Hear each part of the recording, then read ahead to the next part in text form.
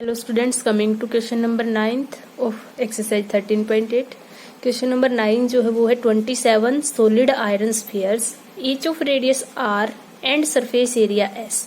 27 solid iron के sphere हैं जिनकी हर किसी की रेडियस r है और सरफेस एरिया हर किसी का क्या है s। R melted to form a sphere with surface area S dash. उनको मेल्ट करके एक बड़ा स्फीयर बनाया जाता है जिसका सरफेस एरिया क्या है एस डैश। तो हमें क्या करना है, find the radius R dash of the new sphere. तो जो नया स्फीयर आएगा उसकी रेडियस आर डैश निकालनी है और ratio of S and S dash. जो सरफेस एरिया जो छोटे का है एक का और जो बड़ा आएगा उसका, उनका क्या निकालना है, रेशियो। तो देखिए क्वेश्चन में क्या है, 27 स्फीयर्स को मेल्ट करके एक स्फीयर बनाया जाता है। तो जो 27 की वॉल्यूम होगी वो इस एक के बराबर होगी। ठीक है, मान लीजिए आपके पास 27 लड्डू हैं छोटे छोटे, उनको तोड़ के एक बड़ा लड्डू बना दिया जाए तो वो तो उतने ही रहेंगे ना जो उसमें यूज हुआ है, तो वॉल्यूम उनकी सेम रहेगी। यहाँ पे भी वही है, आयरन के स्फीयर उनको मेल्ट करके एक बनाया जाता है तो क्या हो जाएगी, उसकी वॉल्यूम उनके बराबर हो जाएगी। तो देखिए, since new sphere of radius R dash is formed by melting 27 small spheres of radius R, क्योंकि 27 छोटे स्फीयर्स को मेल्ट करके बनाया गया तो जो नया स्फीयर आएगा volume of new sphere will be equal to 27 into volume of one solid iron sphere. ठीक है, अब देखिए स्फीयर है, स्फीयर की वॉल्यूम क्या होती है 4/3 पाई आर, और जो नया स्फीयर आया उसकी रेडियस क्या दे रखी है आर डैश। तो यहाँ पे क्या हो जाएगा आर डैश का क्यूब इक्वल टू में क्या आ जाएगा 27 into volume of one small solid iron sphere. छोटे जो स्फीयर है उसकी रेडियस क्या है आर, तो यहाँ पे क्या हो जाएगा 4/3 पाई आर क्यूब। ठीक है, तो यहाँ देखिए 4/3 से 4/3 कट गया, पाई से पाई कट गया, तो हमारे पास जो आर डैश का क्यूब है इसको उधर ले जाके भी काट सकते हैं, ऐसे भी काट सकते हैं। ठीक है, 27 आर क्यूब के बराबर आ गया। तो हमें तो आर डैश की वैल्यू निकालनी है, तो दोनों तरफ आप क्या कर दो, या फिर इसको उधर ले जाके क्यूब रूट बोल सकते हैं, या फिर दोनों तरफ 1/3 कर दो तो क्या हो जाएगा। देखिए यहाँ पे 3 से 3 कट गया, आर डैश बच गया। 27 को क्या लिख सकते हैं, 3 का क्यूब, आर का क्यूब और उसकी पावर 1/3। तो यहाँ पे क्या हो जाएगा R dash is equal to 3r का होल क्यूब लिख सकते हैं इसको, और होल क्यूब का ये क्या हो गया पावर 1/3। 3 से 3 कट गया, यानी कि आर डैश की वैल्यू हमारी कितनी आ गई 3r। तो जो हमारा पहला पार्ट था वो हो गया कि हमें क्या निकालना था, radius of new sphere. This implies radius of new sphere is equal to 3r, यानी कि जो नया रेडियस आएगा उसकी जो रेडियस, जो नया स्फीयर आएगा सॉरी, उसकी रेडियस की होगी जो छोटे वाले रेडियस का 3 गुना हो जाएगी। ठीक है, तो देखिए यहाँ पे क्या किया हमने, केवल वॉल्यूम को 20, दोनों की वॉल्यूम बराबर है 27 से गुना करके, तो ये बराबर रख दी। यहाँ पे पावर 1/3 कर देंगे तो हमारे आर डैश किसके बराबर आ गई 3r के बराबर। अब सेकेंड पार्ट में हमें क्या निकालना है, रेशियो निकालना है किसका, एस एंड एस डैश का। ठीक है, तो हमें दे रखा है एस किसका, सरफेस एरिया स्मॉल आयरन का। ठीक है, सरफेस एरिया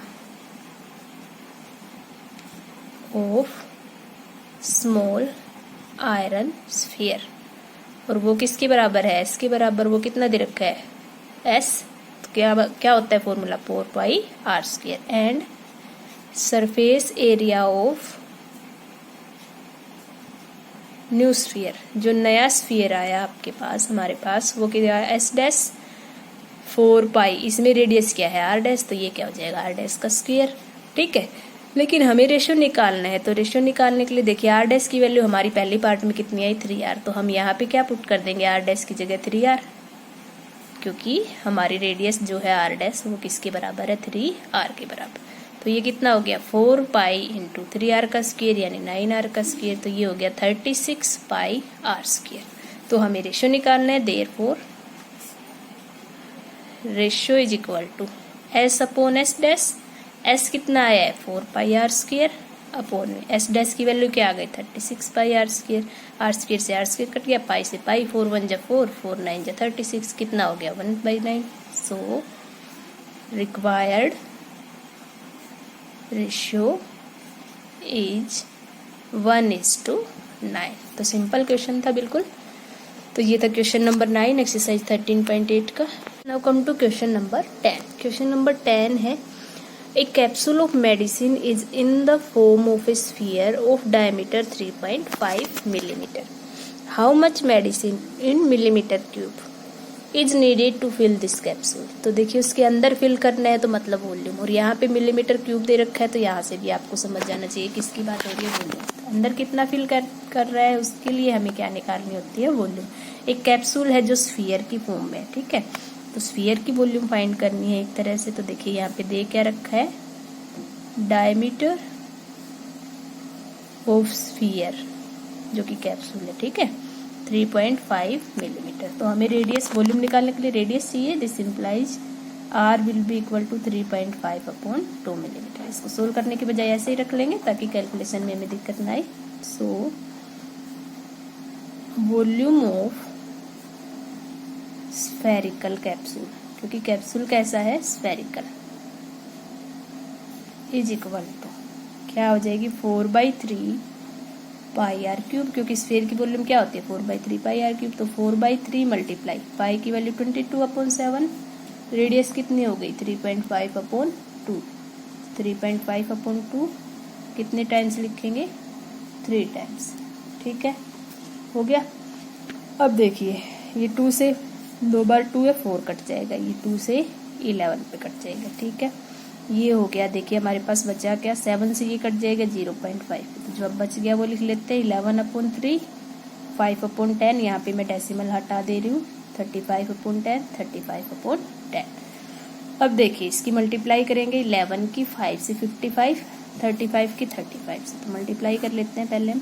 35 की जब 35 से मल्टीप्लाई करेंगे तो 5 5 25, ये हो गया 70, यहाँ पे 105 होता है, इसी तरह से मल्टीप्लाई, ये हो गया 1225। अब 11 5 जब 55, इसकी मल्टीप्लाई 55 से करें, ठीक है, तो यहाँ मल्टीप्लाई करेंगे 5 5 जब 25, 5 2 जब 10 और 2 12, 5 2 जब 10 11 6, अगली बार सेम यही आएगी, तो हो गया 5 7 3 7 6, ठीक है। अपोन में देखिए 10 10 10 यानी कि 1000 तो रहेगा ही, पहले इसको 3 से डिवाइड कर लेंगे, तो क्या आएगा, 3 2 जब 6, 3 2 जब 6, 3 4 जब 12, 3 5 जब 15, बच गया 2, 3 8 जब 24, बच गया 1, फिर 3 3 जब 9, फिर 3 3 जब 9, सो ठीक है, इतना ही रख लेते हैं हम अप्रोक्सीमेट वैल्यू। तो हमारे पास आ गया 2245.8.33, और अपोन में जो 3 10 थे यानी कि 1000 हो जाएगी, मल्टीप्लाई होगी, ये आ गया। अब 3 0 है अपोन में, तो डेसिमल 3 डिजिट्स आगे शिफ्ट हो जाएगा, तो ये हो गया 22.45833, ठीक है, कैसी वैल्यू है ये, अप्रोक्स, ठीक है। अब देखिए यहाँ पे मैंने क्या बताया था, डेसिमल के बाद 4 5 5 से एक अगला नंबर क्या आ गया, इससे बड़ा, तो हम क्या कर देते, पहले वाले में +1 कर देते, तो ये हो गया 22.46, कैसी वैल्यू आ गई ये, अप्रोक्स। तो जो हमारी वॉल्यूम थी, दिस इम्प्लाइज जो मेडिसिन थी, medicine needed to fill the capsule will be equal to volume, ठीक है, इज इक्वल टू 22.46, और यूनिट मिलीमीटर है तो उसका क्या हो जाएगा, मिलीमीटर क्यूब। तो वॉल्यूम क्या आ गई हमारी 22.46। तो वॉल्यूम, जितनी वॉल्यूम होगी उतनी मेडिसिन रिक्वायर्ड होगी उस कैप्सूल को फिल करने के लिए। तो ये था क्वेश्चन नंबर 10। 13.8 के साथ साथ आपका चैप्टर 13 भी यहाँ खत्म होता है।